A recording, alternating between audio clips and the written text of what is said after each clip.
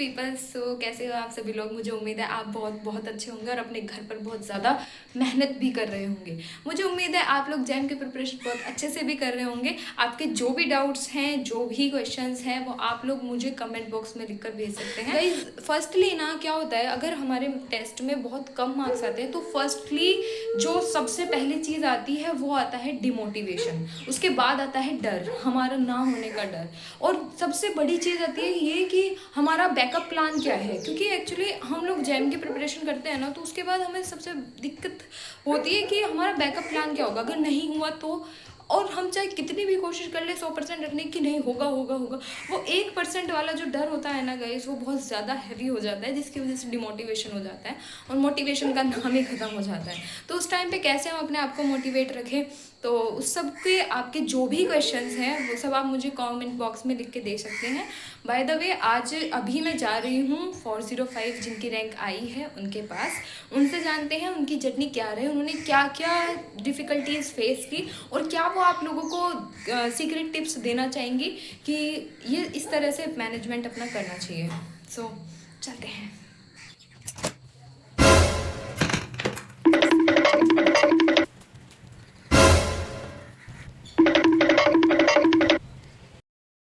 अब मैं आ गई हूँ जीमेल में, तो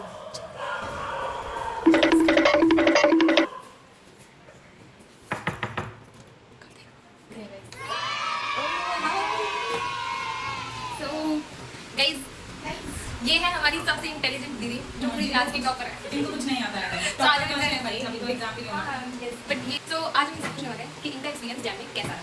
So, अच्छा जी, यस यस यस यस। तो जैम का एक्सपीरियंस जानने के लिए चलते हैं पूछते हैं इनसे हमारे क्वेश्चन। सो गाइस अब हम आ गए हैं आंचल दीदी के पास, तो आंचल दीदी से हमारे जो क्वेश्चन है वो पूछने हैं।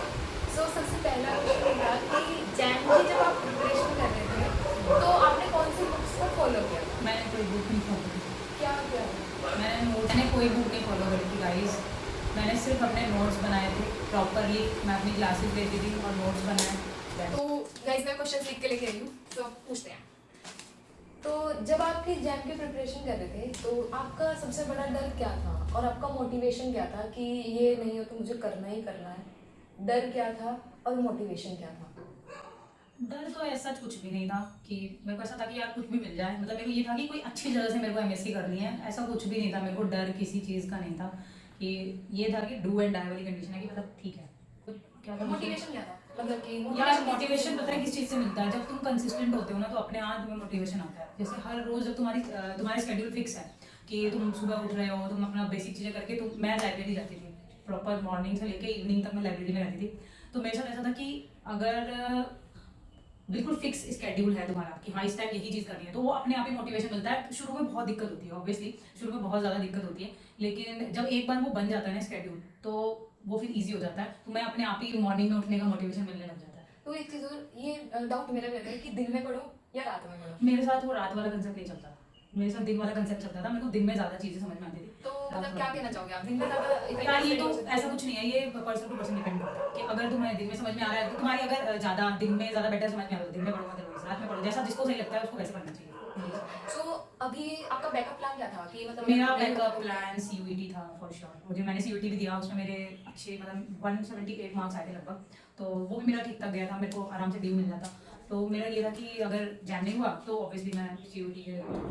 ओके, तो आपने जो कोचिंग वगैरह की, जो टेस्ट सीरीज वगैरह ली थी, तो उसमें क्या आपके मार्क्स थे पूरे सही आते थे? मतलब कोई डिमोटिवेशन नहीं ऐसा नहीं था? नहीं क्या होता था भाई, मेरे साथ बहुत होता था कि, लेकिन ये है कि आपको कंसिस्टेंट रहना है, चाहे वो मार्क्स कम आए या सही आए कोई फर्क नहीं पड़ता, आप कंसिस्टेंटली पेपर दो। और मैं तो ये सजेस्ट करूंगी कि अगर किसी को भी करनी है तैयारी तो भैया पेपर हमेशा 9 to 12 ही लगाना, जो जैम का हमारा टाइमिंग होता है उसी में ही लगाना।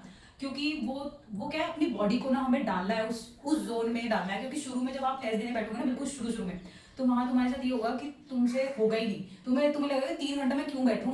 शुरू के 1-2 घंटे में ही तुम गिव अप करने, मैं तो गिव अप करने लग जाती थी, मेरे से नहीं होता था। बट वो कुछ टाइम हुआ, फिर धीरे धीरे वो टाइम बढ़ने लग गया। जब आप अपनी प्रोग्रेस देखते हो ना तो बहुत आपको हेल्प मिलती है। मैं टेस्ट सीरीज बहुत अच्छे से मैंने फॉलो करी थी, और टेस्ट सीरीज बहुत ही बड़ा रोल प्ले करती है तुम्हारी प्रिपरेशन में। लास्ट के 1.5 महीने 2 महीने तो भैया जम के टेस्ट सीरीज दो। मैंने दिसंबर से शुरू करी थी, मिड दिसंबर अराउंड से, और जनवरी में मैं बहुत कंसिस्टेंट हो गई थी। तो टेस्ट सीरीज दो, डजंट मैटर कि हमारे मार्क्स गंदे आते हैं अच्छे थे। और हाँ, टेस्ट सीरीज का मतलब ये नहीं कि सिर्फ टेस्ट सीरीज दे दिया हो गया भैया, नहीं, हफ्ते में मैं 3 दिन टेस्ट देती थी। और टेस्ट के बाद जैसे मतलब मंडे अगर मैंने टेस्ट दिया तो ट्यूसडे मेरा वो जो टाइम स्लॉट है 9 से 12 बजे वाला, उसमें मेरे को उसको एनालाइज करना है विद माई, मेरे नोट्स रहते थे।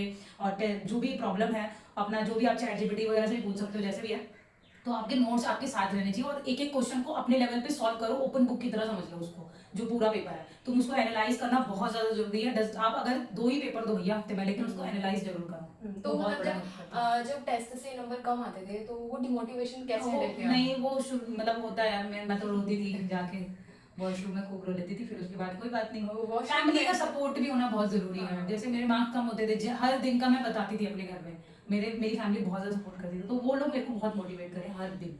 और तुम ऐसा भी कर सकते हो कि अगर तुम्हारा पूरा दिन तुम ऑनेस्टली मेहनत करो और फिर रात में अगर तुम्हें बहुत ज्यादा डिमोटिवेटेड लग रहा है कि भैया मैंने इतनी मेहनत करी, इतना इनपुट दिया और मेरे मार्क्स भी कम आ रहे हैं आज मॉक में, तो उस दिन की जितनी फ्रस्ट्रेशन है किसी पेज पे या डायरी पे निकाल दो, चुपचाप सो जाओ, अगले दिन फ्रेश चालू करो। तो That's all हाँ, this. तो जब आप आईआईटी का आपने एग्जाम दिया तो जब आप एग्जाम हॉल में बैठे थे तो मतलब कैसा प्रेशर था? बहुत गंदा, कैसा कैसा फील हो रहा था? मतलब बहुत क्योंकि गंदा। पेपर तो इस बार बहुत ज्यादा टफ था। और नहीं, मैं बहुत ज्यादा टफ तो नहीं बोलूंगी, बट हाँ लेवल का था पेपर। और शुरू के 1 घंटे तो बहुत ज्यादा, मतलब 3 घंटे प्रेशर आए, बहुत ज्यादा प्रेशर फील हो रहा था। लेकिन सर्दी का टाइम था, फिर भी मेरे पसीने छूट रहे थे और पीछे मेरे लोग रो भी रहे थे, एक लड़की रो रही थी, मेरा मन करता मैं भी रो लूँ। और बहुत मेरे को वो अजीब लग रहा था, क्योंकि जब आप टेस्ट सीरीज देते हो तो आपको एक आइडिया रहता है कि शुरू के 1 घंटे में आपने इतने क्वेश्चन तो कर ही लेने हैं। तो जब आप पेपर में, आप मेरे को 1 घंटे बाद रियलाइज हुआ, जहाँ मैं 10 क्वेश्चन कर लेती थी, 8-10 क्वेश्चन कर लेती थी शुरू के 1 घंटे, मुझे रियलाइज हुआ मैंने 3 ही 4 क्वेश्चन करे हैं। तो मुझे ऐसा लग रहा था कि नहीं होगा, अब तो कुछ नहीं हो सकता। बट वहाँ पे आपका ना, जो आपने मेहनत करी टेस्ट सीरीज में ना इतने 1.5-2 महीने, वो बहुत बड़ा रोल प्ले कर दिया। क्योंकि जब मेरे पास 2 घंटे बचे थे ना, तो मेरे अंदर से मुझे आवाज आती कि नहीं, मैंने इतनी मेहनत करी, मैंने इतना टेस्ट दिया, ऐसा हो ही नहीं सकता कि ना हो। तो लास्ट तक अपने आप को खींचा जितना हो सकता है और हो गया। तो कौन सी आईआईटी मिलने की उम्मीद थी कि मतलब ये मिल जाएगी? जब मेरा पेपर हुआ था तो ऑनेस्टली स्पीकिंग मुझे तो लगा था मुझे कोई आईटी नहीं मिलेगी। हाँ, क्योंकि जब मैं पेपर से बाहर निकली थी सेंटर से, तो मैंने ये कह दिया था कि मेरे को कुछ नहीं मिलेगा। मैंने अपना बेस्ट दे दिया और उस दिन मैंने डिसाइड कर लिया कि अब तो भैया और ज्यादा सीरियसली सीयूईटी को टाइम देना चाहिए। और ऑनेस्टली मैंने इसी वजह से सीयूईटी में और ज्यादा एफर्ट्स डाले, नहीं तो सीयूईटी में भी कुछ खास नंबर नहीं आते, क्योंकि मेरे को पक्का पता था कि नहीं होने वाला। लेकिन फिर धीरे धीरे मुझे रियलाइज हुआ कि मेरा ही पेपर नहीं, बहुत लोगों का पेपर गंदा हुआ, जिसे सुन के बहुत खुशी हो रही थी मुझे कि थैंक गॉड सबका गंदा हुआ है, सबका गंदा हुआ है। तो वो भी एक इम्पोर्टेंट था, खुशी वाला पॉइंट था। तो जब आईआईटी गांधीनगर मिल गई तो उसकी फर्स्ट क्लास और आईआईटी का फर्स्ट जो आपके 15 दिन गए हैं कैंपस लाइफ का, वो कैसे गए? Home sickness, home sickness. मैं पहली बार फैमिली से दूर हुई, मुझे फैमिली की बहुत ज़्यादा याद आई। बाकी हाँ, अगर मतलब कैंपस तो भैया बहुत अच्छा है, ठीक है। और मज़ा आया मेरे को। आरोहण थोड़ा सा बोरिंग था, लेकिन हाँ ठीक है, वो भी आप एक प्रोसीजर होता है जिससे आप घुल मिलते हैं, कैंपस को पूरी तरह बनते हैं। जानते हो, वहाँ पे वहीं पे तुम्हारे दोस्त बनते हैं। तो यार इतना बुरा भी नहीं था, बट इतना अच्छा भी था। अच्छा भी ठीक था। तो एक्सपेक्टेशंस क्या थी और रियलिटी क्या मिली आपको आईआईटी गांधीनगर से? मेरी जितनी एक्सपेक्टेशंस थी उससे ज्यादा ही मुझे गांधीनगर में दिखा। Yes. क्योंकि यार आज तक हमने ऐसा इतना बड़े इंस्टीट्यूट में कभी पढ़े नहीं है, तो मुझे इतना आइडिया था भी नहीं कि कैसा होता होगा। थोड़ी बहुत वीडियोस में ही देखा था, जिसकी वजह से हमारी दीदी भी आप लोग की हेल्प करने के लिए बना रही है, वैसे ही हमने भी किसी की हेल्प ली। हाँ। थोड़ी डाल- नहीं, मैं हेल्प करूंगी, बहुत ज्यादा हेल्प करूंगी आपकी, कि जो भी कोई क्वेश्चंस होते थे, मेरे भी बहुत सारे क्वेश्चन थे, मैं भी अपना वीडियो डालूंगी कि मुझे क्या क्या डर भी था। एक्चुअली मेरे पास डर भी था कि ये नहीं होगा तो क्या करूंगी, सीयूईटी भी नहीं होगा तो क्या करूंगी। हाँ। बहुत सारे क्वेश्चंस आते हैं जब जैम की प्रिपरेशन करते हैं ना, और इनफेक्ट जब नंबर भी नहीं आ रहे हैं हमारे टेस्ट में, तो इतना डिमोटिवेशन होता है, रोना का मन करता है कि भाई अब ये नहीं होगा, हम पेपर में कैसे परफॉर्म करेंगे अगर हम यहाँ नहीं कर पा रहे हैं, पेपर में कैसे करेंगे। और ऊपर से फैमिली का और रहता है कि भाई अच्छा हम ये कर रहे हैं, अब पता नहीं कैसे होगा, हमारी फैमिली को हम कैसे कहेंगे कि हाँ हम इतनी मेहनत कर रहे थे और कुछ नहीं हुआ हमारा, तो ये भी थोड़ा सा रहता है। बट बाय द वे और बाकी सब अच्छा है, आपके लिए ऐसी वीडियो मैं बनाती रहूंगी। तो अगला Subscribe करें दीदी के सब्सक्राइब करें। अगला क्वेश्चन है कि कोई सीक्रेट टिप्स जो आप बच्चों को देना चाहेंगे जो अगले जैम की प्रिपरेशन कर रहे होंगे, कि किस तरह से उन्हें अपने आप को मोटिवेट रखना चाहिए, किस तरह से उन्हें अपना सारी स्टडी को फॉलो करना चाहिए, उन्हें क्या क्या चीजें करनी चाहिए, उनके लिए आप। देखो यार, पहली चीज तो है कि नोट्स डेफिनेटली बनाओ, क्योंकि तुम चाहे कोई भी तुम किसी भी इंस्टीट्यूट के नोट्स ले लो, तुम्हारे जो हैंड रिटन नोट्स होते हैं ना, वो समझ लो वो बिल्कुल गेम चेंजर होते हैं, वही तुम्हारा एसेंस है। अपना खुद के बनाओ नोट्स। मेरे तो बहुत ही पतली सी नोट में मैंने शॉर्ट नोट्स बनाए थे। ऐसा नहीं है मैं जहाँ से पढ़ रही हूँ वहाँ पे मेरे को नोट्स भी प्रोवाइड होते थे, सब चीज़ होती थी, बट मैं अपनी लैंग्वेज में जब तक नहीं लिखती हूँ मेरे को नहीं समझ में आता है। तो नोट्स वो बहुत ज़्यादा तुम्हें काम आने वाले हैं।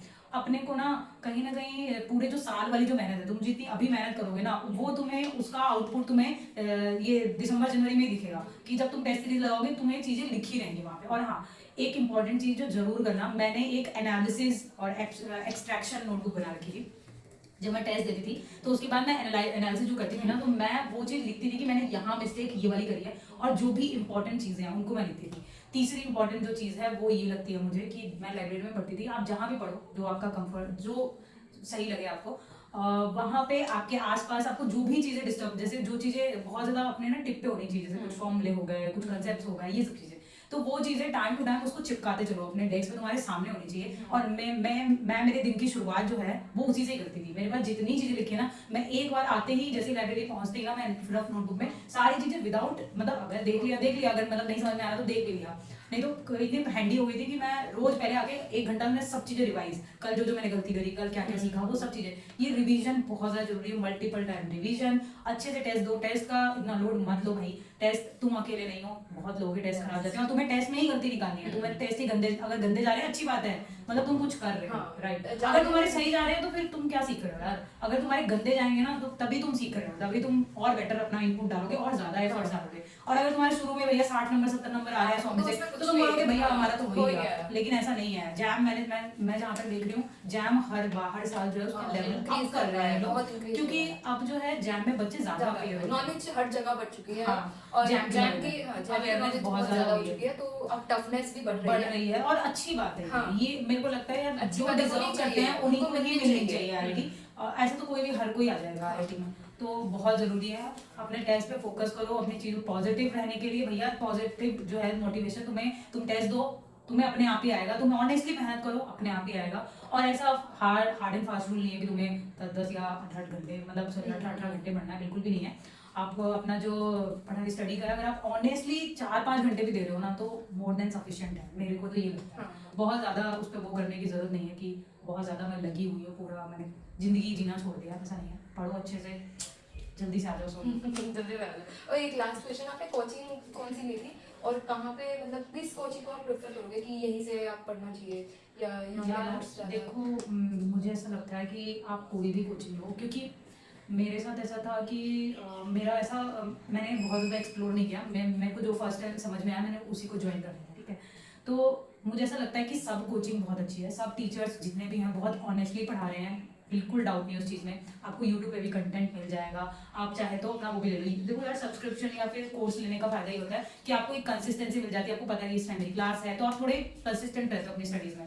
बस ये रहता है, यूट्यूब पे आप डिस्ट्रैक्ट होने के चांसेस रहते हैं, अदरवाइज एक तरह से सीरीज नहीं मिल पाती है, हाँ, जैसे कि कई बार इस वजह से आपको कोर्स लोगे तो आपको ये फायदा रहता है कि आपको एग्जैक्टली वही पढ़ने को मिलेगा जो आपको जरूरत है ना। मतलब इतना ज्यादा क्यों पढ़ना है, आपको उतना ही पढ़ना है जितनी आपको नीड है। खाना उतना खाना है जितनी पेट को भूख है। हाँ, जितनी जैम की जरूरत है उतनी ही पढ़ो, और वो चीजें तुम्हें एक्सपीरियंस टीचर बता सकते हैं। और टीचर्स चाहे आप किसी भी प्लेटफॉर्म से पढ़ो, वो सब अच्छे हैं यार, सब बहुत अच्छा काम कर रहे हैं, मैंने देखा है, ऐसा नहीं है। और मुझे फर्स्ट टाइम पे जो मेरे को समझ में आता था, मैंने वही ज्वाइन कर लिया। ऐसा मैं किसी भी इंस्टीट्यूट का नाम नहीं लूंगी, क्योंकि ऑलमोस्ट जितने भी टॉप इंस्टीट्यूट है सबको ही उनके बारे में पता ही है। आपको जो बेस्ट लगता है आप वो करो, ठीक है, लेकिन अपने लेवल पे ट्रू रहो, अच्छे से फॉलो करो चीजें।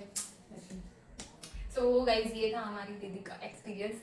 सो बाकी आपसे मुझे उम्मीद है कि आप भी अपने लेवल पर बहुत अच्छी मेहनत कर रहे होंगे, और नेक्स्ट ईयर आ जाओ भाई, हम सीनियर्स मिलेंगे आपको IIT गांधीनगर में। सो और यहाँ पे सीनियर एंड जूनियर का बहुत अच्छा ऐसा नहीं है, सीनियर्स है वो, हाँ, ऐसा बिल्कुल नहीं है कि हम यहाँ पे कोई हमें वो कर रहा होगी, नहीं ये तो सीनियर है हम जूनियर है, ऐसा बिल्कुल नहीं है।